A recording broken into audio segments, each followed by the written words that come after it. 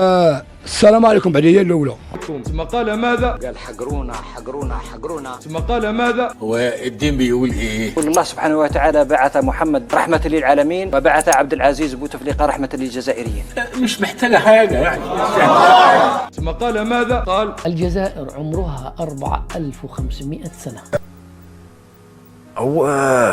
4000 سنة يا مجرم. ده رقم قياسي. ده المفروض ياخد جائزة نوبل على اللي عمله ده. عليكم هذا، هول ايش بيشربوا هذول الناس؟ ايش بيتعاطوا هذول في ده بس في ده بس فيني. ولا شوهوا الجزائر.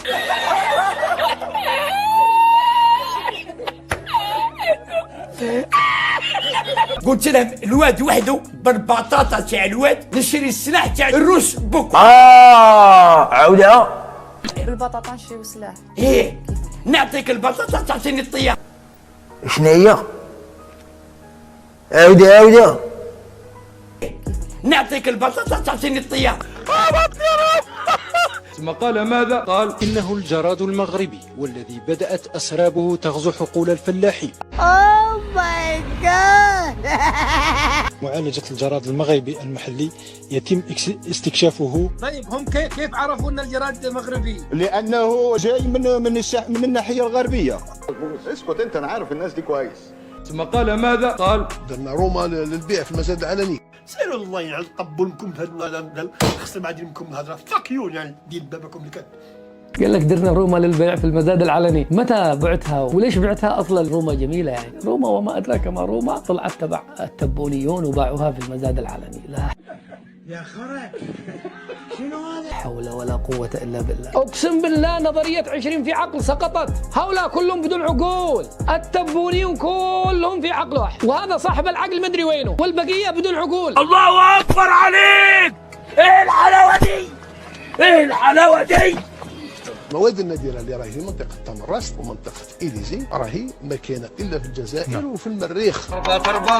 أربط السلوبية. ما هي هذا المعادن الذي موجودة عندكم في الجزائر وفي المريخ بس؟ لا تكونوا من المريخ، أنتم من سكان المريخ ونزلتوا الأرض هكذا بالغلط، ولا إيش الموضوع؟ الله الله الله الله الله الله الله الله الله الله الله. ثم قال ماذا؟ قال لدينا أقدم مدينة في التاريخ الجزائر. ثم قال ماذا؟ قال لا بقى لا دي جاوبك عليها بقى الشيخ عماد. إذن احنا الجزائريين عندنا البترول، عندنا الغاز، عندنا الذهب، عندنا اليورانيوم.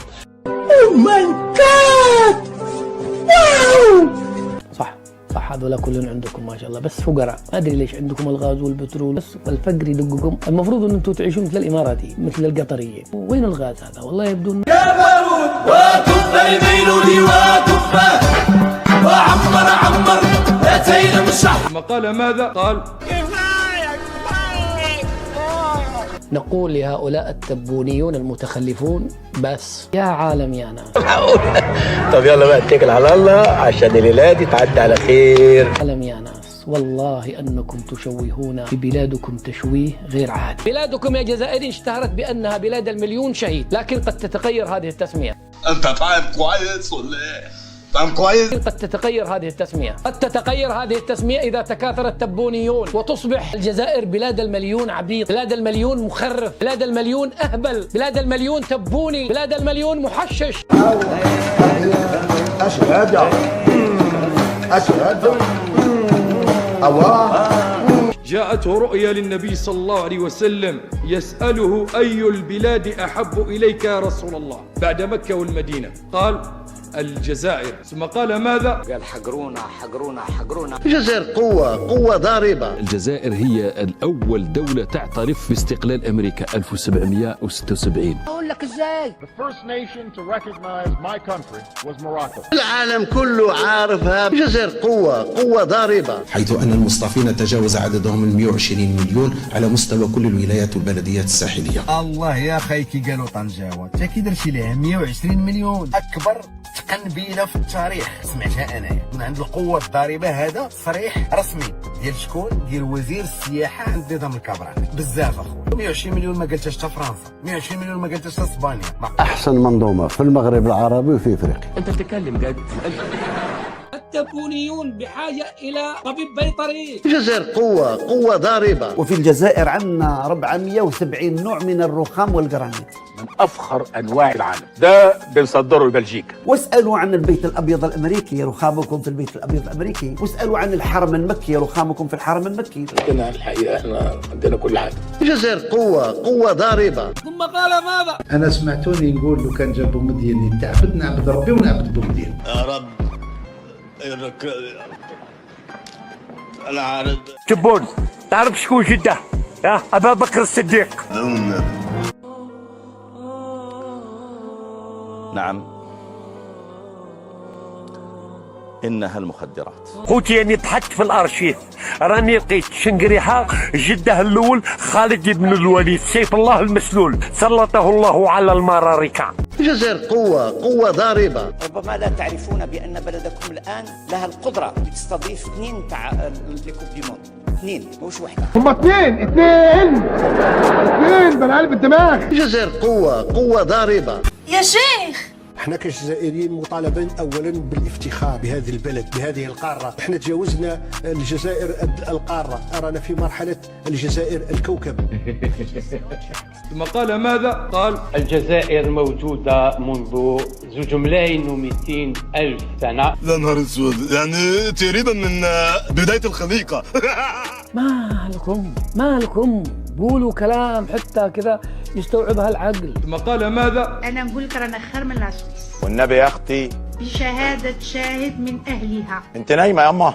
راني نهدر على بلادنا وبلادك وبلاد الجزائر. إذا كنت نايمة أصح وإذا كنت صاحية نام. غادي غتكوان في دابا سي فيني من قوال دابا ما كاين العصا.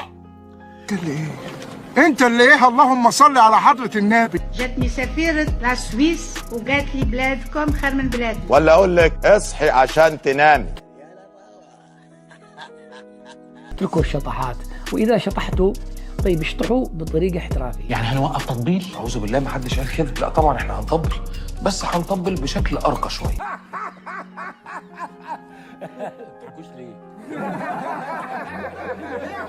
رئيس بلدية ولاد فايد أحسن من رئيس بلدية سويسرا. أين استفدت أنت من هذا السؤال؟ ثم قال ماذا؟ نحن كجزائريين نطالبوا حتى فرنسا ببرج ايفل، معطيونا برج ايفل رجعوا.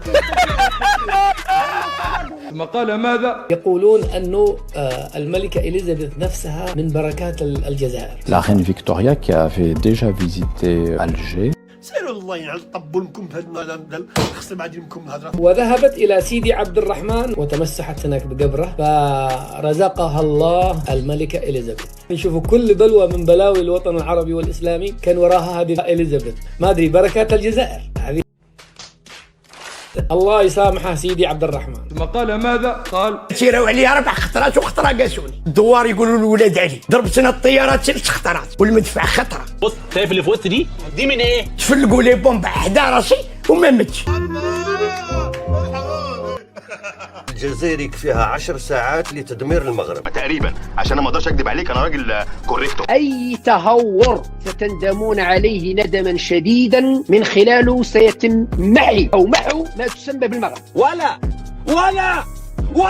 الجزائر قوة ضاربة. هو كله ضرب ما فيش شتيمه ولا ايه؟ ثم قال ماذا؟ قال سكان مدينة السمارة المحتلة يؤكدون قبل قليل سماع أصوات القذائف والقصف المدفعي، ويؤكدون اقتراب الجيش الصحراوي من المدينة. يعني دلوقتي احنا داخلين على معركة قوية جدا، داخلين على إعداء الوطن، وهذا خبر مؤكد. لا ده من عندنا كده جدعانة يعني. المصدر يؤكد أنه خلال الساعات القليلة القادمة تدخل القوات الصحراوية إلى المدينة. البوليس هيدخل من الباب ده ونتمسك هنا، شكلك فاهم. هو الدين بيقول ايه؟ الجزائر بها 1,500,000 شهيد في ثورة التحرير، إذا كل واحد منهم يشفع في 70 هذه أكثر من 100 مليون. إذا الجزائريين يدخلوا الجنة كلهم ويزيدوا يدخلوا معاهم المغرب العربي. الله أكبر. ثم قال ماذا؟ قال بأن المغرب يرسل سمك السردين عبر البحر الأبيض المتوسط للتجسس على الجزائر.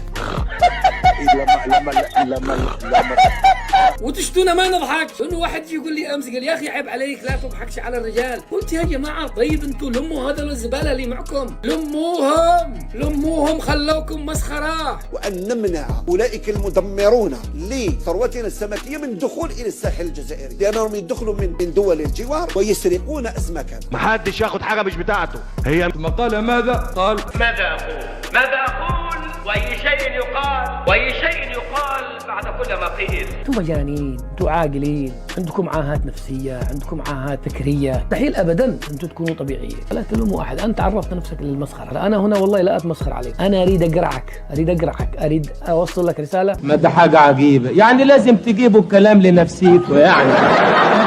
يا تبوني انت بتسيء للجزائر اكثر من غيرك، شوهتها ومرمطتها وخليتها مسخره اكثر من غيرك. فين غادي؟ فين هو غادي؟ وإلى هنا سيداتي سادتي تنتهي سهرتنا لهذه الليلة. نتمنى لكم جميعا نوما هانئا وتصبحون على خير.